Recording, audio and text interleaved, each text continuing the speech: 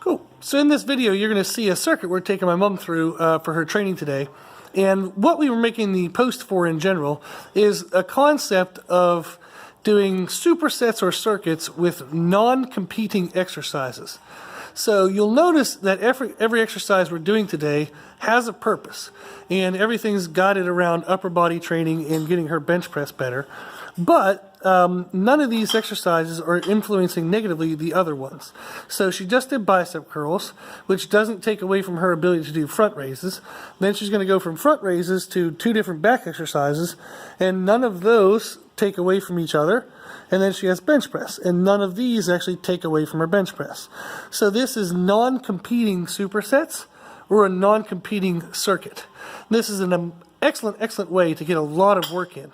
So this video is going to be directed towards personal trainers, but also just if you're writing your own programming or you do your own workouts, this is helpful as well. So personal trainers often only have 30-minute windows. At some locations, they train 30-minute sessions. Some have 60 minutes. But how do you get in a lot of work with a client when you have to take time to teach them, when you have time kind of taken at the beginning, trying to say, like, hello and go through the greetings, and then you want to save time at the end to kind of cover what's to be expected by the next session. So how do you get a lot of work in a short time? One of the ways is to use non-competing exercises. So what we were doing here is we're putting together a circuit of 5 exercises that take about 3 minutes per set. My mom then gets a 2-minute rest. So that's 5 minutes per kind of round. And she's going to get 4 to 5 rounds in, giving her a 20 to 25 minute workout that has everything in it. So she has her upper back, and we actually have twice the volume of upper back as we do as pushing. So that's going to help her kind of have better shoulder health. So we'll watch her bench press now. And it's also going to help with posture, nice strong upper back. We have the bicep curls for the biceps. We have the front raises for the front of the shoulders, which balances out the work of the back of the shoulders from the rows and back exercises. And now we have our bench press, which is what her main kind of goal of the day is. So if I have a client that wants to get a lot of work in, but we only have 30 minutes, using non-competing exercises and in circuits and supersets is a great way to do that. So doing good, Mom. So after this video, we'll have kind of a write-up on a chalkboard. I'll talk you guys through some other examples of how to use this. But this is a really good way to get a lot of work in for your clients, and where all of the work is actually heavy, it's meaningful, and it'll be effective for them. Okay, so here you can see the write-up for the non-competing supersets exercises concept.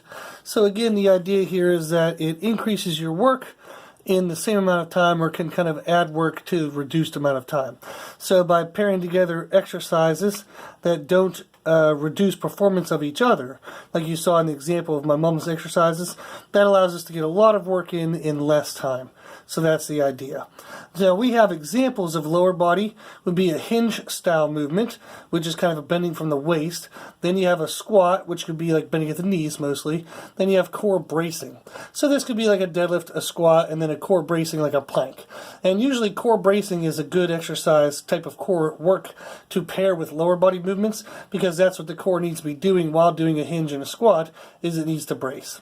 So then we have upper body examples. We'll be putting together a pulling exercise, which would be like a back exercise. So a row, a pull down or pull up, then a push. You can have a bench press, overhead press, any kind of pushing exercise, and then core contracting. So that will just give you an opposing way of doing core. Rather than bracing, you can just do a contracting movement, which would be like crunches. It could be ab wheel, hanging leg raises, anything like that. Then you have a whole body, would be kind of putting together these 4 movements. You could do a hinge into a squat, into a pull, into a push, and you could kind of change around the order of these however you'd like.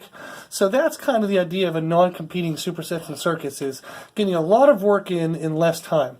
So if you're a trainer and you're trying to get a lot of work into a client into a 30-minute session, this is a great way to do so. Or if you're just a regular kind of lifter and you want to get in a lot of work in a 30-minute window, this is a great way to do so. So we do have an offer for a 12-week program that focuses on overall development, so strength, kind of muscle manipulation, and muscular endurance and cardiovascular endurance. So if you're interested in that program, just reach out to us or email at brutalirongym@gmail.com. So we thought this would be a helpful kind of concept to introduce so trainers can use it for their clients.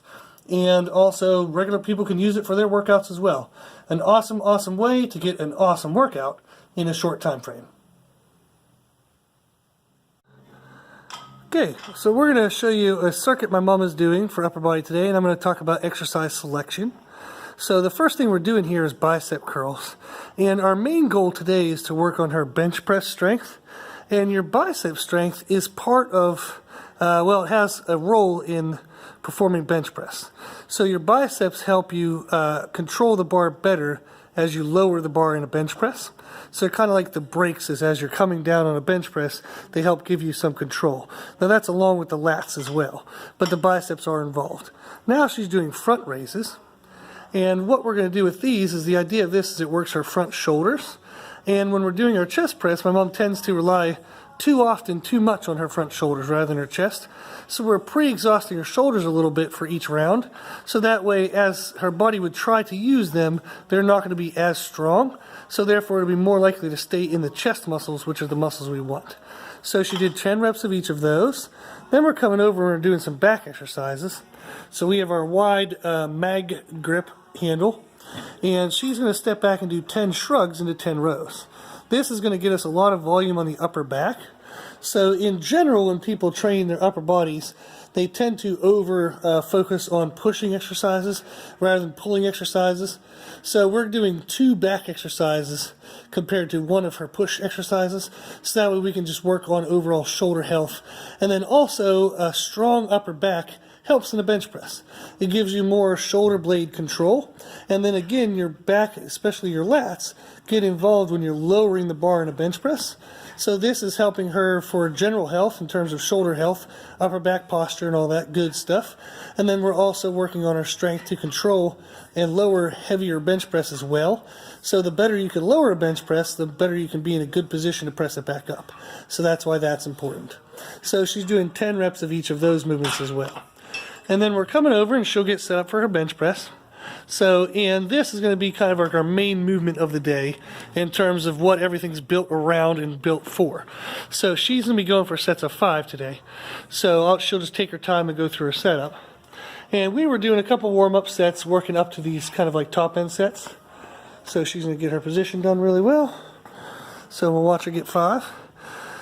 So for this, we're working on, our goal today is just kind of a basic format of a 5x5. So we're going to work for 5 sets of 5 reps.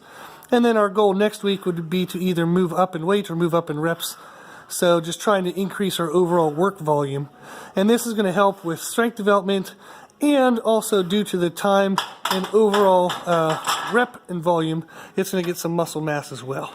So there's some reasoning for our exercise selection.